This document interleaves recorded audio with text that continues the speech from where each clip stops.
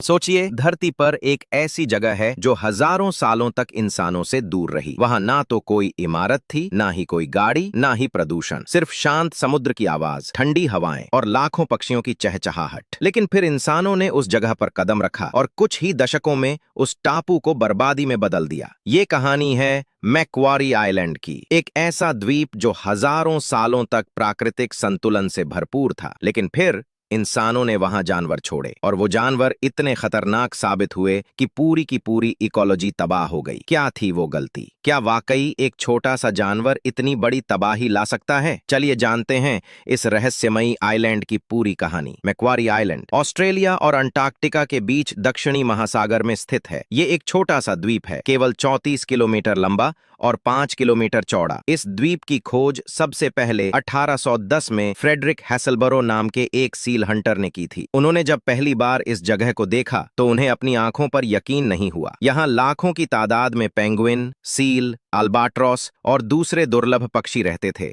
जमीन पर घास की हरी चादर थी, समुद्र में लहरें नाचती थीं और हवा में शुरुआत में बिल्लियां चूहों को मारती रहीं। लेकिन जैसे जैसे समय बीता, चूहे तो बचने में माहिर हो गए और बिल्लियों ने आसान टारगेट ढूंढ लिया, छोटे छोटे पक्षी। अब बिल्लियों ने दिन रात हजारों पक्षियों का शिकार करना शुरू कर दिया। मैक्वारी आइलैंड पैराकीट नाम की एक बेहद खूबसूरत और दुर्लभ पक्षी तो पूरी तरह विलुप्त हो गई। एक और पक्षी रेल भी खत्म हो गया। ऐसे लगता था जैसे द्वीप पर शिकार का एक नया दौर चल रहा हो। इस बार शिकारियों की जगह बिल्लियां थीं। 1900 के आसपास एक और जहाज मैक्वारी आइलैंड पर पहुंचा और इस बार कुछ खरगोश, रैबिट्स गलती से द्वीप पर आ गए। शुरुआत में ये संख्या में बहुत कम थे, लेकिन कुछ ही दशकों में उनकी संख्या लाखों में पहुंच गई। खरगोशों ने घास, झाड़ियां और जमीन की हर हरियाली को जड़ से खा लिया। इससे मिट्टी की पकड़ कमजोर हो गई और जमीन कटने लगी। 2006 में एक भयानक भूस्खलन हुआ जिसमें हजारों पक्षी मारे गए और घोंसले बह गए। अब इस द्वीप का हाल ऐसा था कि हरियाली लगभग खत्म हो चुकी थी। चूहे और खरगोश